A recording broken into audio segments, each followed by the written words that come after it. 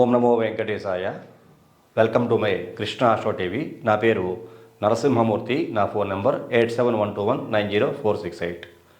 ఈనాటి కార్యక్రమంలో ఈ 2024వ సంవత్సరంలో నాకు ఒక అద్భుతంతో కూడినటువంటి చాలా ఇబ్బందికరమైన అంశం ఒకటి కనపడింది.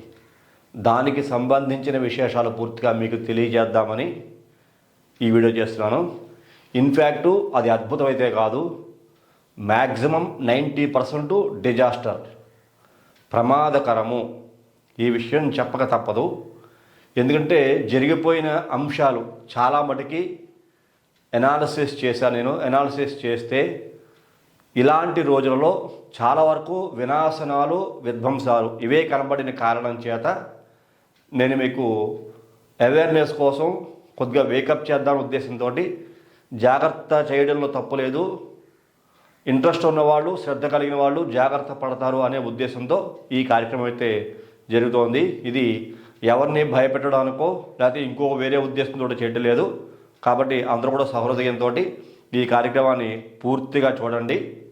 ఈ కార్యక్రమంలో ఉండే సబ్జెక్ట్ని పూర్తిగా అర్థం చేసుకుంటారని చెప్పేసి మరొకసారి నేను తెలియజేస్తూ కార్యక్రమంలోకి వెళ్తున్నాను. ముందుగా మనం ఈ 2024వ సంవత్సరం రాసుకుందాం. ఇక్కడ 2024 ఇది 2024. ఈ 2024 ప్రత్యేకత ఏమిటి? ఇవన్నీ మొత్తం కూడితే కనుక నెంబర్ 8 వస్తుంది. 224 ప్లస్ 4 8. అంటే ఇక్కడ చంద్రబలం ప్లస్ ఇక్కడ రాహుబలం.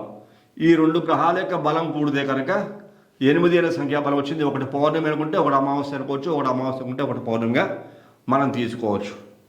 మరి ఇక్కడ మీకు ఆల్రెడీ నేను రాశి చక్రం అని, నవాంశ చక్రం అని 2 చక్రాలు వేసి అందులో గ్రహాల యొక్క స్థితిగతులు కూడా ఆల్రెడీ నేను మెన్షన్ చేసి ఉంచాను.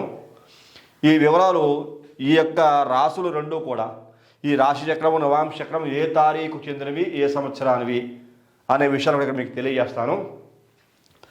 అది తెలియజేయడం కన్నా ముందు ఈ 2024వ సంవత్సరంలో ఎక్కువగా డిజాస్టర్ జరిగేటువంటి, ప్రమాదాలు జరగడానికి, ప్రమాదకరమైన సంఘటనలు జరగడానికి ఏ తారీఖు మనకు ఎక్కువగా కనపడుతోంది? ఎందుకంటే ఇబ్బందిని మాత్రం ముందుగా తెలుసుకోవాలి. శుభాన్ని ఆలస్యంగా తెలుసుకున్నా పర్లేదు, కలిగేటువంటి శుభ కార్యక్రమాలు 100% కలుగుతాయి. సమస్య ఏదైనా రాబోతోంది అంటే కనుక దానిని ఐడెంటిఫై చేసి ఆ సమస్యను ఎక్స్ప్లెయిన్ చేస్తే కనుక దాని నుంచి తప్పించుకునే ప్రయత్నం కొంతమంది అయినా చేస్తారు అనే సదుద్దేశంతో నేను ఈ కార్యక్రమం చేయడం జరుగుతోంది. మరలా తప్పుగా మాత్రం అర్థం చేసుకోకండి. ఈ డిజాస్టర్ గురించి ఎక్స్ప్లెయిన్ చేస్తానని చెప్పేసి ఇలాగా మరి 2024వ సంవత్సరంలో ఏ తారీఖున ఆ ఇబ్బందికరమైన వాతావరణం మనకి కనిపించబోతున్నది, అలాగే ఏ ఏ తారీఖులలో పుట్టేటువంటి వ్యక్తుల యొక్క భవిష్యత్తు కూడా చాలా చాలా జాగ్రత్తగా ఉంచుకోవాలి అనే విషయాన్ని కూడా చాలా డీటెయిల్గా ఎక్స్ప్లెయిన్ చేస్తాను. ఇక్కడ మనం ఆ తారీఖును రాస్తాను చూడండి. ఇక్కడ మీకు ఇక్కడ మనం రాసుకుంటే కనుక 8వ తారీఖు 8వ నెల 2024వ సంవత్సరం. చూడండి, 8వ తారీఖు అంటే దీన్నే బర్త్ నెంబర్గా 8గా అనుకుంటాం. 8వ నెల అంటే ఇది ఆగస్టు నెల 8. మళ్ళా మనకి 2024 అంటే అగైన్ మళ్ళా 8.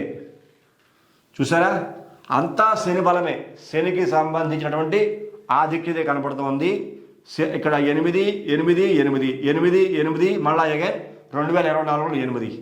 ఇవన్నీ 3 నెలలుగా తీసుకుంటే ఇక్కడ మనకి మళ్ళా 24 అంటే 6 దీనికి బర్త్ నెంబరు, డెస్టినీ నెంబర్గా మనం తీసుకోవచ్చు. ఇది ఆ తారీఖున పుట్టిన వాళ్ళు పుడతారు అని కాదు. నేను ఈ న్యూమరాలజీ ప్రకారంగా అనాలిసిస్ అనేటువంటిది చాలా క్లియర్గా చేసి చెప్తున్నాను. ఈ రకంగా కనుక దీన్ని చూసుకుంటే మనం దీనికి బర్త్ నెంబర్ 8 గాను, డెస్టినీ నెంబర్ 6 గాను, అలాగే దీనికి ఏంజిల్ నెంబర్ చెప్తూ ఉంటాను, అది 3గా కనపడుతోంది. 8 6 3 ఈ కాంబినేషన్లో మొత్తం ఈ డేట్ అంతా ఉంది. ఈ 2024వ సంవత్సరంలో 8 8 2024లో 3 8లు ఉంటే birth number 8, destiny number 6, angel number 3 వచ్చింది. నేను ఎప్పుడు చెప్తుంటాను, ఏంజిల్ నెంబర్ 3 చాలా కీ రోల్ పోషిస్తూ ఉంటుంది. అది మనిషికైనా సరే, మన ప్రకృతిలో అయినా సరే. అలాగే 8 చాలా డామినేట్ చేస్తుంది ఇక్కడ. అంటే ఇక్కడ 6ని 3ని కూడా చాలా డామినేషన్ శక్తి ఈ యొక్క 8కి కనబడుతోంది. అలాంటి చాలా చాలా హైలో నిలిచినటువంటిది ఈ యొక్క సంఖ్యాబలంలో కనబడుతోంది. మరి ఈ సంఖ్యాబలంలో ఈ తారీఖుకు సంబంధించిందే ఈ రాశి చక్రము, ఈ నవాంశ చక్రము. మరి చెప్పబోయే విషయం ఏమిటి?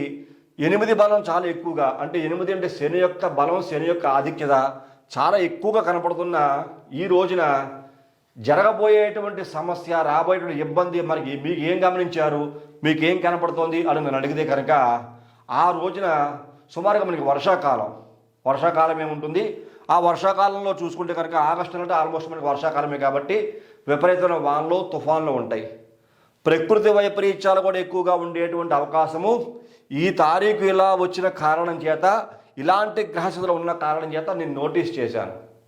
ఎలాంటి ప్రకృతి వైపరీత్యాలు ఈ తారీఖుల్లో మనకి కనబడబోతున్నాయి, మరి యొక్క రాశి చక్రం, నవాంశ చక్రంలో మీరు అబ్జర్వ్ చేసిన విషయం ఏమిటి అని మీరు నన్ను క్వశ్చన్ చేస్తే కనుక ఇక్కడ మీకు తెలియజేస్తాను. చూడండి, ఇక్కడ మీకు దీనికి కానీ లగ్నం ఏమి రాయలేదు. ఓన్లీ నేను చంద్రబలం తీసుకుంటున్నాను, లగ్నం మాత్రం రాయలా. లగ్నం కూడా రాయకుండా కనుక చంద్రబలం తీసుకుంటే ఇక్కడ చూడండి, చంద్రకేతువుల కలయిక, ఈ 2 గ్రహాల కలయిక అయితే ఎట్టి పరిస్థితుల్లో మంచిది కాదు. మళ్ళీ ఇక్కడ మీకు శని వక్ర సంచారం చేస్తున్నాడు. శని ఆ రకంగా తన స్వక్షేత్రము నుండి శని వక్ర సంచారం చేస్తున్నాడని చెప్పుకోవచ్చు మనం. అలా చూసుకుంటే చంద్రకేతువుల కలయిక ఈ యొక్క ఈ కన్యారాశి యందు చంద్రుడు ఉంటే ఆ రోజు కేతువు కూడా ఆ యొక్క కన్యారాశిలో సంచారం చేస్తున్నాడు. మనకు అందరికీ తెలిసిన రాహుకేతువులు మేన కన్యారాశిలో సంచారం చేస్తున్నారు. అలాగే ఇక్కడ చూసుకుంటే గురు మంగళ యోగము, కుజుడు గురుడు 2 గ్రహాలు. గురుడు ఎవరింట్లో ఉన్నాడు? శుక్రుడి ఇంట్లో ఉన్నాడు. గురుడికి శుక్రుడి ఇల్లు మంచిదేనా అంటే మంచిది కాదు, అది శత్రుక్షేత్రమే గురుడికి. మళ్ళా మీకు ఇలాంటి గ్రహస్థుల్లో కనుక చూసుకుంటే ఒక యోగం కూడా ఉన్నది. శని బుధ శుక్రుడు ఈ 3 గ్రహాలు కూడా సమసప్తక దృష్టిని కలిగి ఉండడం ఒక యోగం.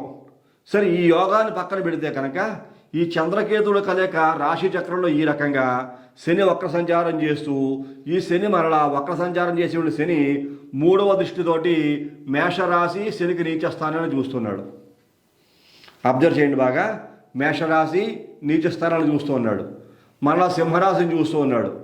మళ్ళీ ఈ యొక్క శని సింహరాశిని చూడడమే కాకుండా పదవిలుగా చెప్పినటువంటి ఈ యొక్క వృశ్చిక రాశిని కూడా ఈ శని చూస్తున్నాడు.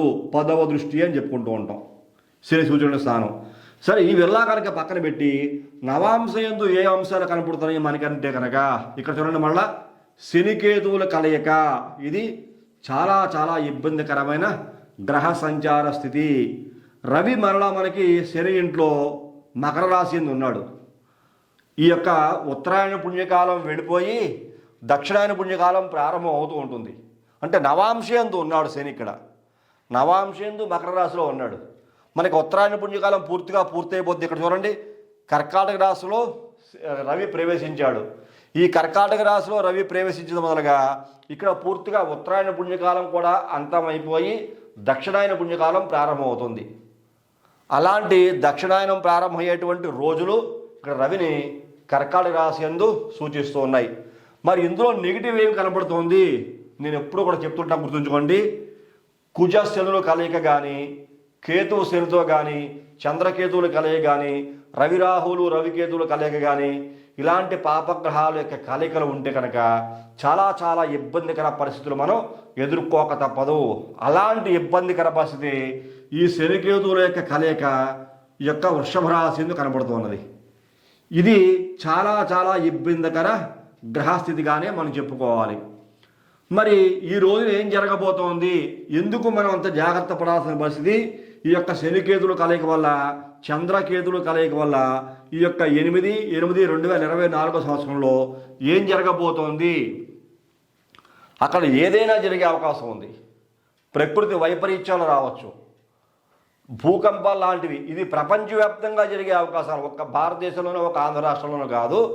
భౌగోళికంగా అత్యధిక ప్రాణ నష్టం జరిగే అవకాశం, డిజాస్టర్స్ వచ్చే అవకాశం ఈ శనికేతువుల కలయిక ఉంటే కనుక అది రవి కూడా కర్కాటక రాశి యందు దక్షిణాయన పుణ్యకాలం ప్రారంభమయ్యేటువంటి రోజులు, ఉత్తరాయణ పుణ్యకాలం వెళ్ళిపోతోంది, దక్షిణాయన పుణ్యకాలం ప్రారంభమయ్యేటువంటి రోజులు వస్తున్న కారణం చేత ఇక్కడ మీకు ఈ గ్రహాసులు చంద్రకేతువుల కలయిక మంచిది కాదు, శనికేతువుల కలయిక మంచిది కాదు. ముఖ్యంగా చూసుకుంటే ఈ శనికేతుల కలయిక, ఈ చంద్రకేతుల కలయిక మానసికంగా కొంతమంది చాలా డిస్టర్బ్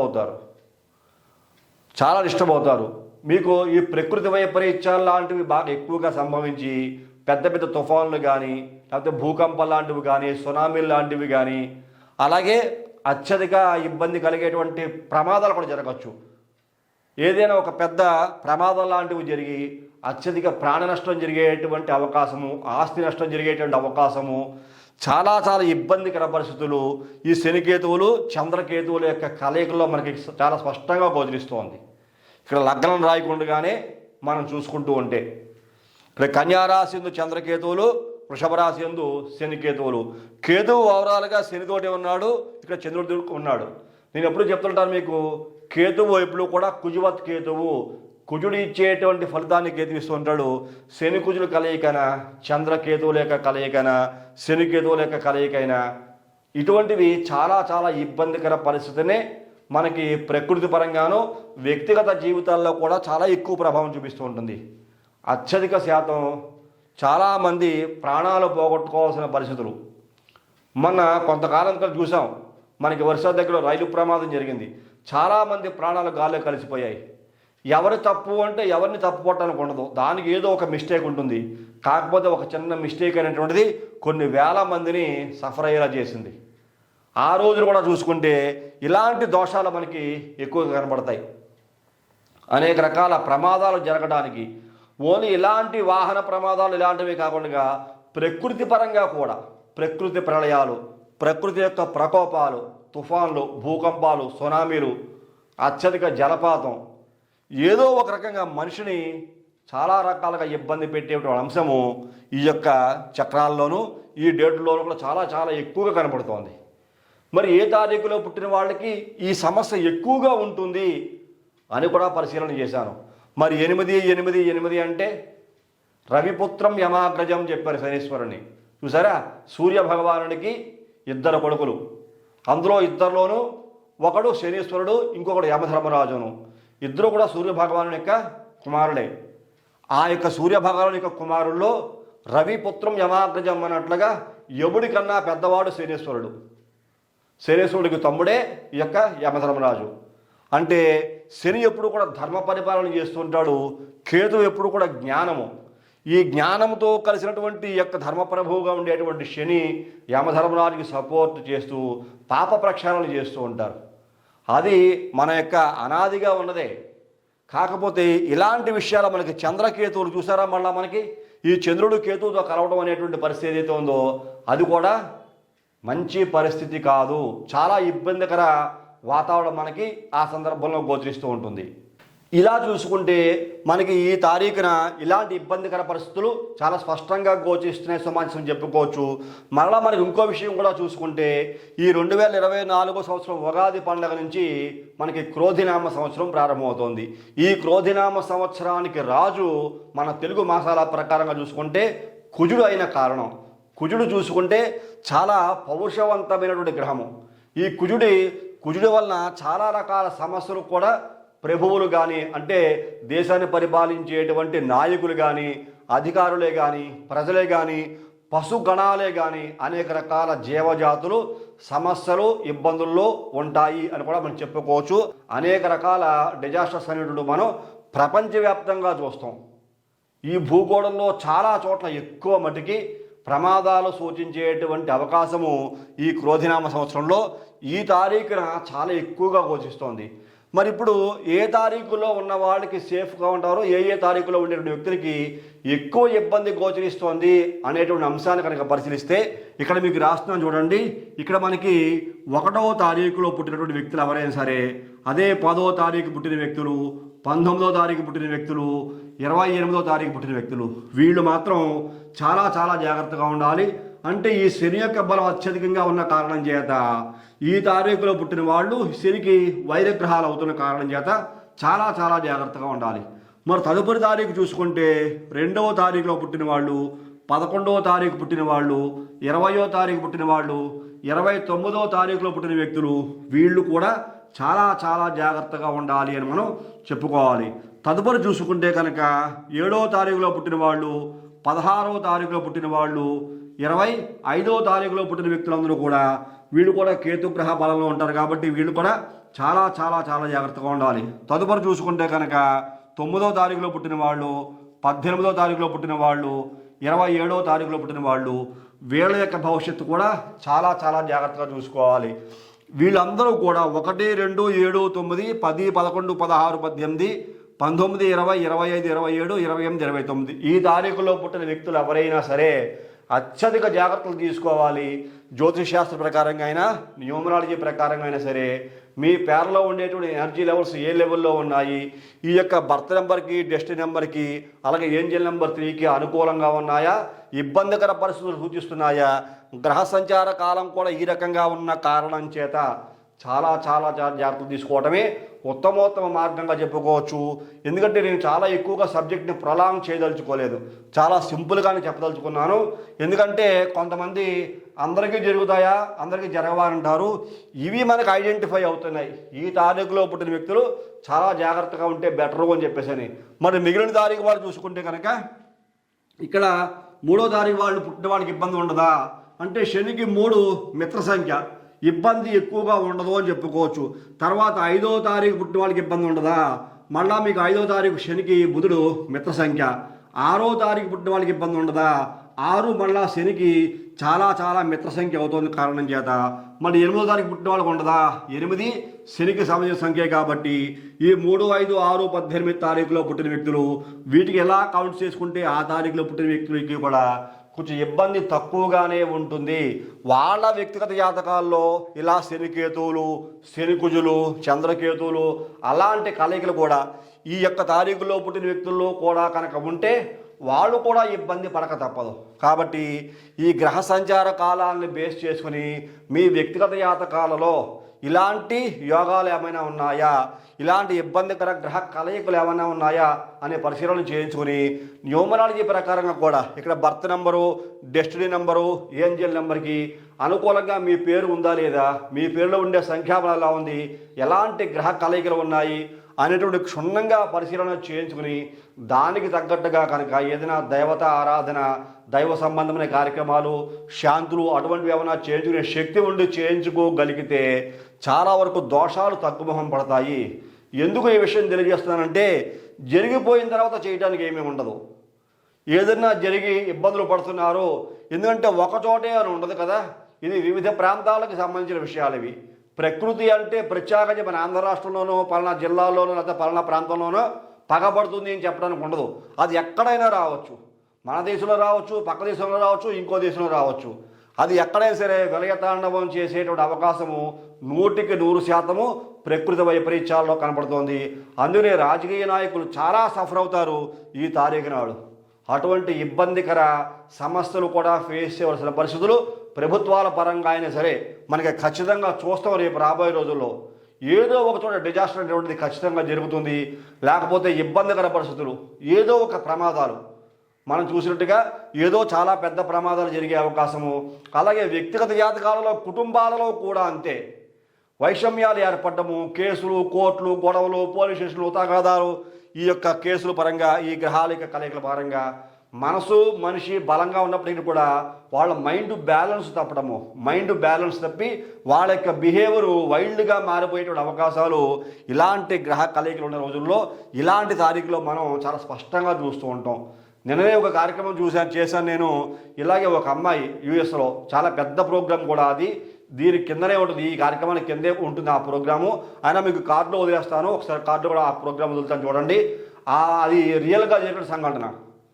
ఎందువల్ల అంటే ఇలాంటి తారీఖులు వ్యక్తిగత జీవితాల్లో ప్రభావాన్ని చూపిస్తాయి, ప్రకృతి పరంగా ప్రభావాన్ని చూపిస్తాయి, రాజకీయ పరంగా వ్యవస్థలో అనేక రకాల సమస్యలు వచ్చేలా చేస్తూ ఉంటాయి. అలాగే అనేక రకాల ప్రకృతి వైపరీత్యాలతో పాటుగా వాహన ప్రయాణ ప్రమాదాలు కూడా జరిగే అవకాశాలు చాలా స్పష్టంగానే కనపడుతున్నాయి. అందులోని గ్రహాల యొక్క కలయిక కూడా ఇలా ఉన్న కారణం చేత శనికుజులు, శనికేతులు కలయిక ఉంటే ఖచ్చితంగా ఏదో ఒక డిజాస్టర్ ఖచ్చితంగా ఉంటుంది, దానికి తిరిగే లేదు. అందులోని క్రోధినామ సంవత్సరాలు కూడా కుజుడు అధిపతి అయిన కారణం చేత ఈ కుజవత్ కేతు అని చెప్తుంటాం, శనికేతులు కలయిక చాలా చాలా ఇబ్బందికర వాతావరణాన్ని సూచిస్తోంది అని నేనైతే మీకు తెలియడం జరుగుతోంది. ఇది ఎవరిని భయపెట్టడానికో లేదా నేనేదో స్వలాభం పొందడానికో చేసిన కార్యక్రమం అయితే కాదు. జాగ్రత్త వహిస్తారో అనే ఉద్దేశంతో మిమ్మల్ని కొద్దిగా వేకప్ చేద్దామని ఈ కార్యక్రమం చేసి నేను మీకు టెలికాస్ట్ చేయడం జరుగుతోంది. చాలా ఓపికగా ఈ కార్యక్రమం మీరు అందరూ చూసినందుకు చాలా చాలా ధన్యవాదాలు. ఈ కార్యక్రమం మీకు నచ్చింది అనుకుంటున్నా. నచ్చితే ప్రతి ఒక్కరు లైక్ చేయండి, షేర్ చేయండి, సబ్స్క్రైబ్ చేయండి. ఈ కార్యక్రమం గురించి చాలా విషయాలు ఇంకా చెప్పుకోవచ్చు. ఇప్పటికే చాలా చాలా లెగ్దీ ప్రోగ్రామ్స్ అయిపోతున్నాయి ప్రతి ప్రోగ్రామ్ కూడా. అందుకోసం నేను సింపుల్గానే షార్ట్కట్లో ఎంతవరకు తెలియజేసి ఈ కార్యక్రమాన్ని ముగిస్తున్నాను. పర్సనల్గా ఇంట్రెస్ట్ ఉన్న వ్యక్తులు ఎవరైనా తెలుసుకోవాలనుకుంటే కనుక కాల్ చేయొచ్చును, లేకపోతే వాట్సాప్ చేయొచ్చును, తెలుసుకోవచ్చును. అలాగే ఇది నా స్వలాభం కోసం కూడా కాదు, ఈ విషయం మీ అందరికీ తెలియజేద్దాని ఉద్దేశంతో తెలియజేస్తున్నాను కాబట్టి భయపెట్టే విషయం కూడా దీంట్లో ఏమీ ఉండదు. ఎందుకంటే నమ్మిన వాళ్ళకి నమ్మనంత ఉంటుంది, నమ్మని వాళ్ళకి నమ్మనంత ఉంటుంది. నమ్మితే అన్నీ ఉన్నాయి, నమ్మకపోతే ఏమీ లేవు. కాబట్టి జాగ్రత్త కూడా వహించాలని చెప్పేసి ఈ కార్యక్రమం చూసి మీ అందరికీ తెలియజేస్తూ తదుపరి వచ్చే కార్యక్రమంలో మరలా మనం మంచి విషయం తెలియజేసుకుందాం. అంతవరకు సెలవు. నమస్కారం.